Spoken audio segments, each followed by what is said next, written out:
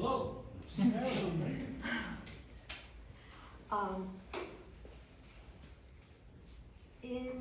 I had to look this up because I couldn't remember, but in 2011, Syrians started fleeing Syria. And I saw pictures of the refugees, and it brought to mind pictures of my family who fled France in 1942, in December 1942. And they escaped, they went south and they walked through the Pyrenees. And when I saw those pictures, I got really scared. And I started, it started to look to me like 1938. That was back in 1911. 42. Yeah. 42. I can't remember what century it is.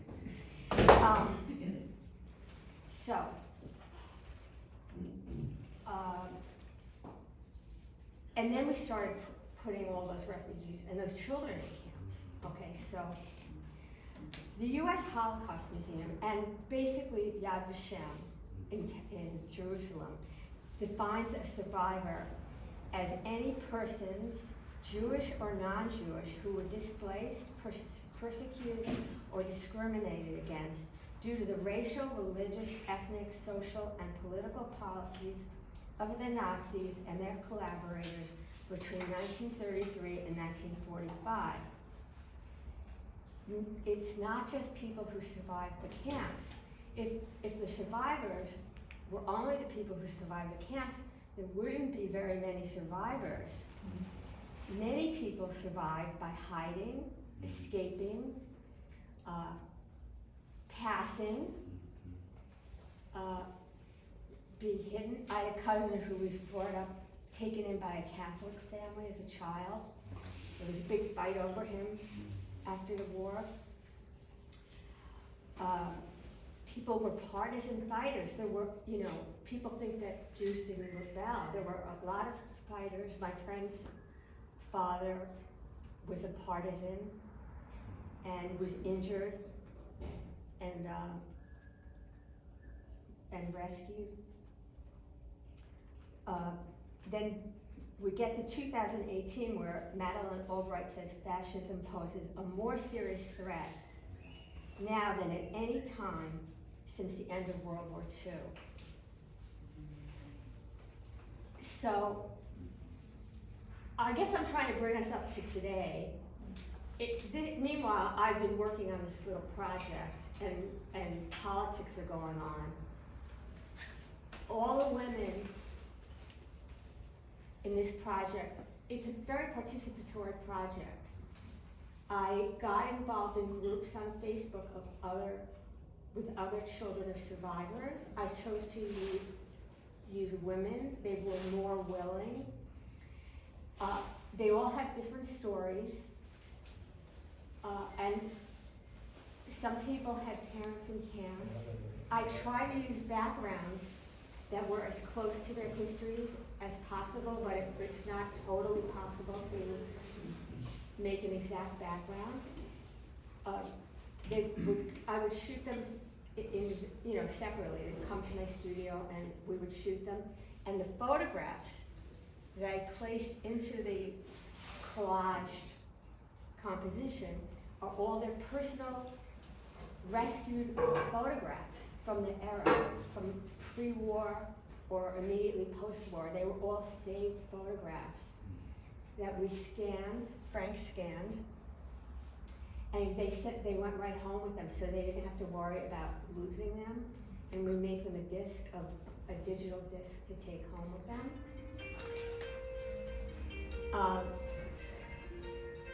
It was really an effort of love by everyone who wanted to participate. I still have people, many people who want to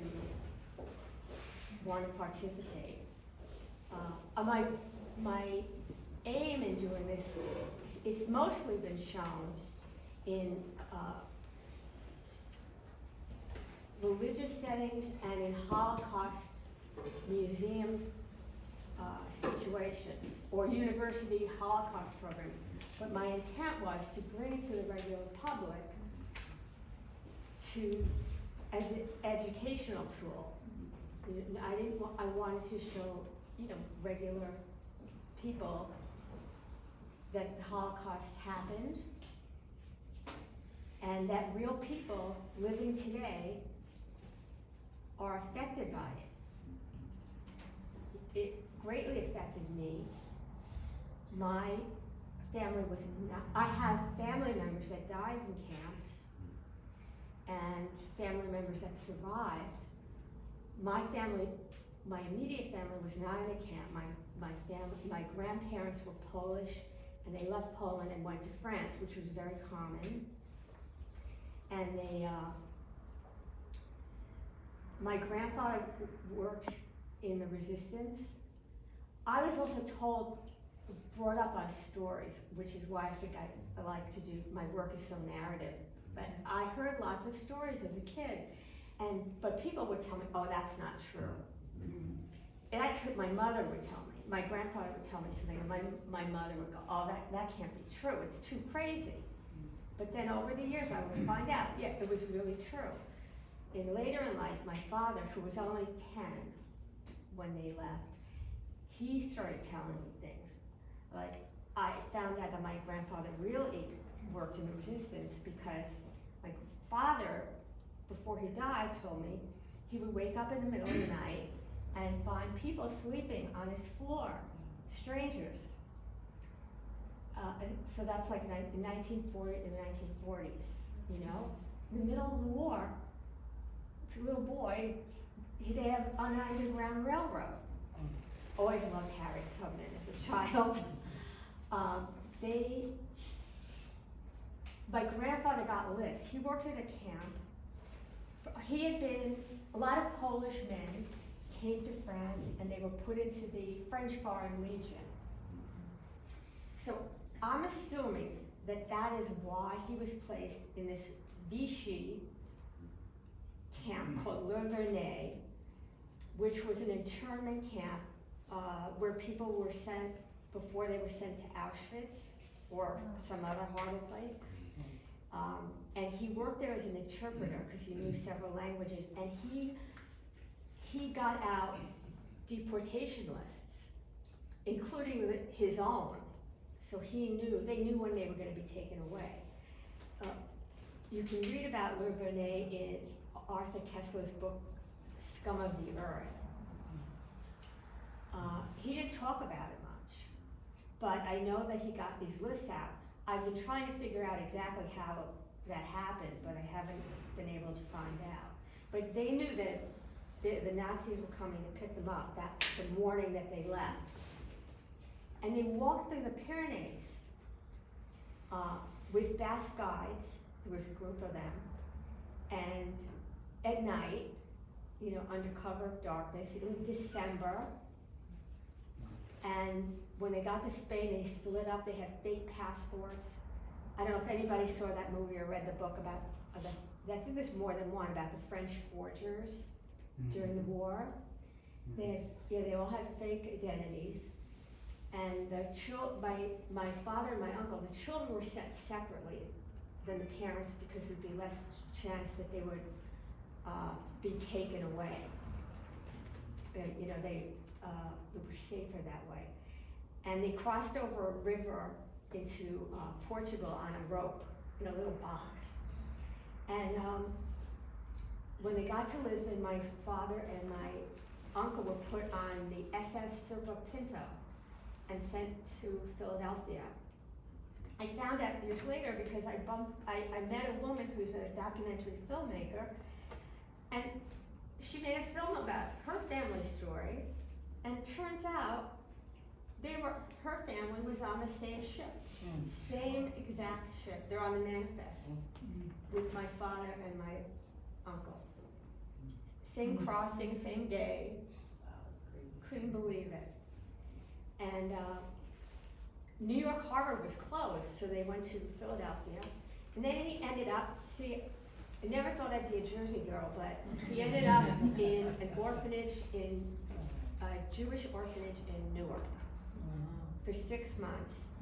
And my grandparents somehow 6 months later, got a visa, which was extremely unusual. So that's why I'm here. So that's a good thing.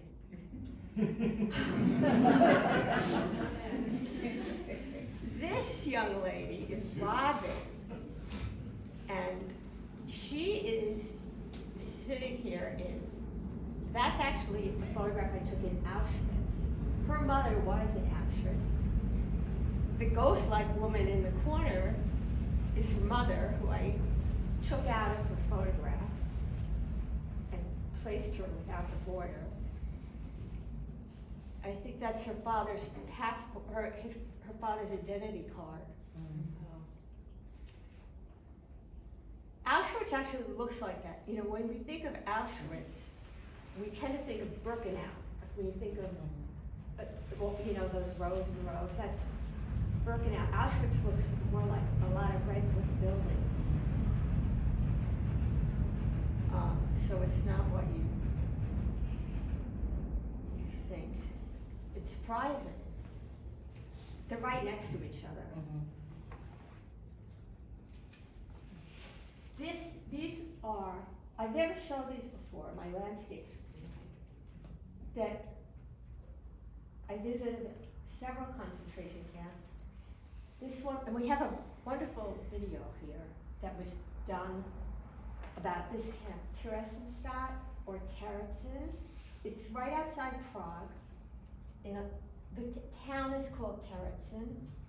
This camp was a showpiece for the Nazis.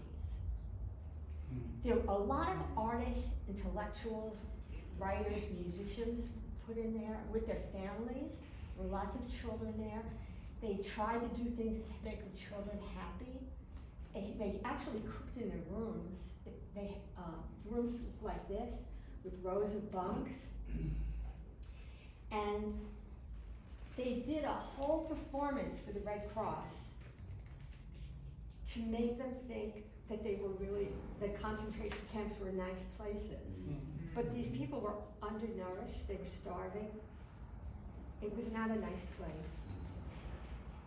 They put on an opera. They wrote an opera, one of the musicians there. So it was a fake, it was a sham. A total sham. And it's still there. They have, the buildings are there, and it's in a little town. It's the weirdest, it's so eerie, because there's all these little nice houses, very Eastern European looking, and little streets, and now people are moving back in, and there's cars on the street. But they're keeping the museum, what I'm calling a museum, as opposed to the empty buildings that were never touched and are now going to be lived in again. And then there's then in front there's a cemetery, and then there's a park that's, was used, I guess, when they needed to do bad things to people, worse things.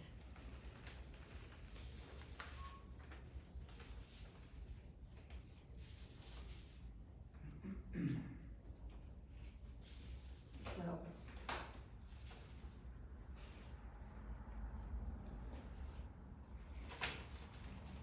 in the 30s, people were in very big denial. In America, in Europe, people didn't believe, right until the bitter end. I mean, some people got out early, late 30s, they were desperately trying to get out and they couldn't. But even after that, Jews that stayed in Europe, I mean, they were getting on the trains and they still didn't believe in the gas chambers. They didn't believe it. And today, as a Jewish woman, as a woman in America, not just Jewish, I find we have to be very aware of what's going on. It's very scary. For a long time, people were, saying it's ridiculous, but since 2011, I just see it getting worse. Not to be like Debbie Downer, but it's just, look at Florida. I knew I could say it for a bunch of artists.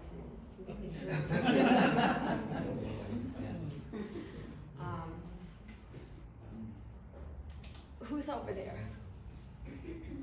Oh, that's Yona. Now Yona, that's the thing though. I didn't talk about the really downer. I talk about all the inherited trauma, because that's a really big issue. And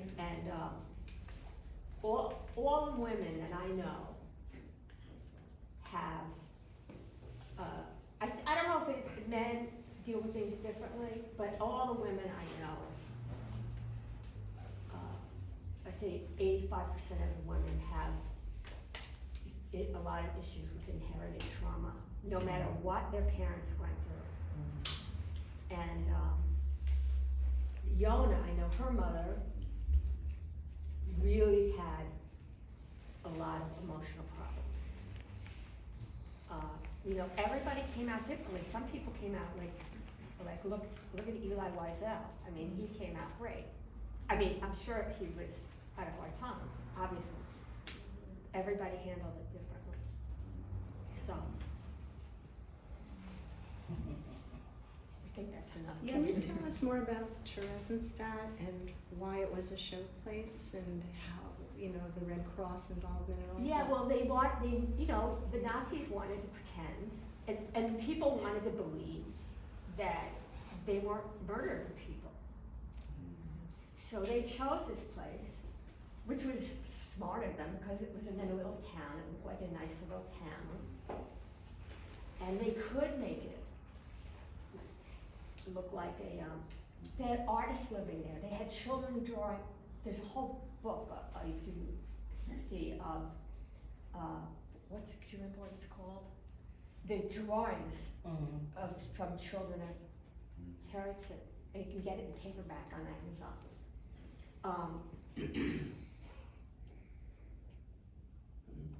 So they would have singing shows at night. They would get together and see. They had famous opera singers there. They had really, really famous musicians. So they wrote this opera, which you can watch out here, called Brundebar. And it was, it wasn't like going to, trying to make Auschwitz look pretty, despite the swimming pool. It was, I think it was a reasonable place to try and pass. They made food, they had tables, they had the kids dressed up, they weren't allowed, and they filmed it, and they weren't allowed, the kids weren't allowed to eat it. They put this food in front of these starving children, and they wouldn't let them eat it. They took it away. Aliza, do you remember the story of Brundebar? I don't. Okay, I remember. I looked it up. Okay. The children needed to get money for their mother to get milk, and they didn't know how to do that. And they saw a street vendor who was panhandling, and so they included him with a little Hitler mustache. So the Brundebar opera was making fun of Hitler, and they got to do this in front of the Red Cross and whoever else came, and that opera sold out. People wanted to see that opera, and after the Holocaust, they've done that opera in different places around the world, and survivors will come up and sing the victory song, because that's how they kind of chased away this Hitler character, by singing a victory song, which made them feel in the camp that we will be victorious over this. So they got to do this sinister thing in the camp, and they needed them to do this in the camp to seem that they were healthy. When someone was ill in the camp, they shipped them out and gassed them. So they just kept the healthiest people to keep this farce going. But they were making fun of Hitler. And so, I mean, if you think about survivors would go, if they were where the opera was being performed, they would be called up at the end and they could also sing the song with them, the victory song. That's great. Mm. I didn't remember reading about that. I only read The Girls in Room 28, which talked about Wunderbar, but I don't think it mentioned He that. says it in the video.